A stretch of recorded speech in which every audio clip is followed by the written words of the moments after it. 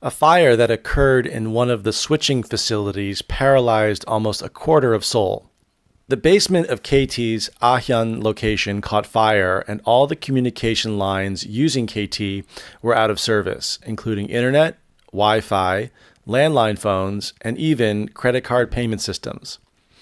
With the credit card machines not in service, annoyed crowds had to stand in line in front of ATMs, some of which were also out of order. People were even queuing in front of rarely used payphones. Some said the scenes were like the streets in the 1980s. The fallout went beyond inconvenience. A general hospital in the affected region had problems communicating with doctors who had to be on call for an emergency. A news report said that a 76-year-old woman lost her life with a heart attack as an ambulance wasn't able to be called. The lines that were damaged in the fire have almost been recovered, so everything is going back to normal. Memories about a couple of days' inconvenience will soon be forgotten, but the incident left an important lesson. All the progress and breakthroughs in telecommunication technology, the fourth-generation industrial revolution, AI, and IoT necessitate a very high, reliable level of safety and security. Without them, our way of life can travel back in time several decades in just a blink of an eye. This may be the first sign that certain services like telecommunications may be falling apart, and this worries the Korean people. So I said this might be the first sign that things like telecommunication service may be falling apart. So if things are falling apart, it means they're breaking down. They're not working well. We use it for machines. We even use it for people. For example, as people get older, they might lose their eyesight, their back hurts. Then someone would say, I'm falling apart. It means I'm breaking down. The main concern is that our country's vital infrastructure is not being maintained. So I said the country's vital infrastructure. So vital means it's absolutely necessary. It's critical. And I said infrastructure. So in Korea, there's kind of a Konglish expression, infra. We do not use infra in English. We always say infrastructure. We would only abbreviate that for infrared, meaning kind of the way of seeing night vision, infrared, but we always say infrastructure. People question the functional integrity of KT's competitors. If this happened at one company, it may happen again for other telecom providers. So I mentioned functional integrity. So that means if something has good functional integrity, if like it's a machine or a network, that means it works really well. You can also use it. We can put another word in front of it. For example, financial integrity. If a company has cheated on its taxes, that will reduce its financial integrity. Or even for a person, if a person tells the truth and does what they say they do, they have a lot of integrity.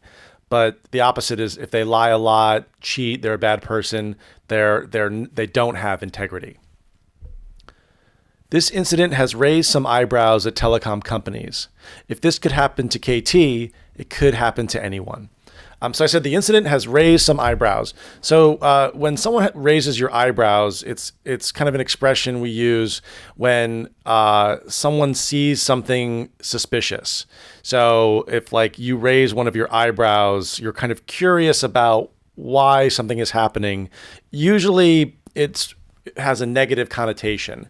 So for example, if someone says they're very poor and don't make a lot of money, and then one day buys a very expensive car, that's a little suspicious. That would raise some eyebrows, especially from the IRS or NPS tax system, I guess, in Korea. So raising eyebrows means something suspicious. People have forgotten how much we rely on modern technology and communication. This network outage reminds us how much we depend on the current system of communication. So I said this network outage. An outage is when something breaks down. We usually use it for we used to use it for power outage. So if there's no electricity, there's a power outage. So there can be a power outage in a building, a city, an area. But this was more of a network outage, means things broke down and did not work. The KT fire shows us how fragile our society is without the ability to communicate. Some Koreans experience the dark ages of communication for just a short time over the weekend. So I said the KT fire shows us how fragile or fragile, depending how you want to pronounce it, our society is. Fragile or fragile, you can use both. It means it can be easily broken, or it can fail or fall apart easily. So, when you ship glass through the mail, you'll put a little sticker on the box that says fragile. It means it gets easily broken. So this kind of showed that even a small fire in one building of KT could easily break an entire system. So that's fragile.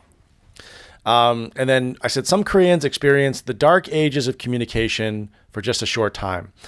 We use the term dark ages. It means kind of the Middle Ages in Europe, around 500 AD to 1000 AD. It was a great time of bad weather, starvation, sickness, plague, war, religious persecution. It was a terrible time to be alive. But we apply the Dark Ages to something with technology that means kind of in the beginning when things weren't working well.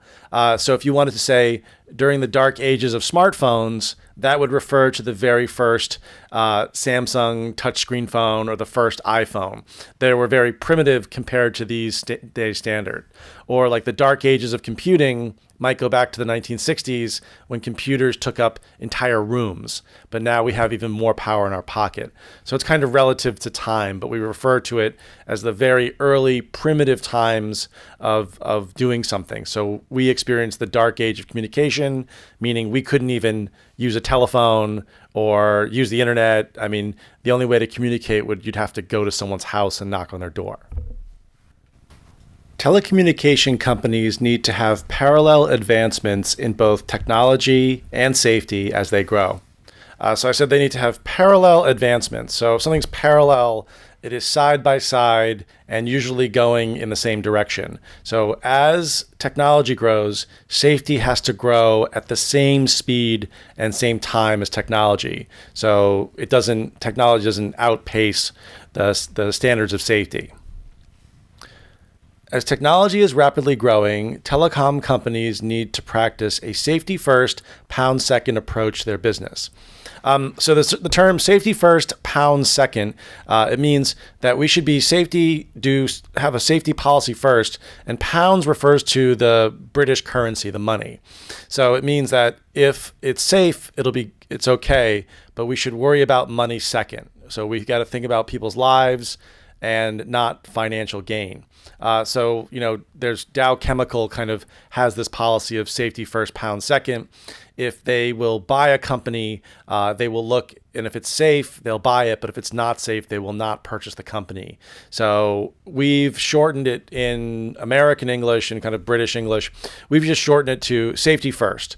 So for example, you are going on a bike ride with someone, you would hand them a helmet and say safety first. So it's just we don't really say pound second anymore. So now the term is just always safety first.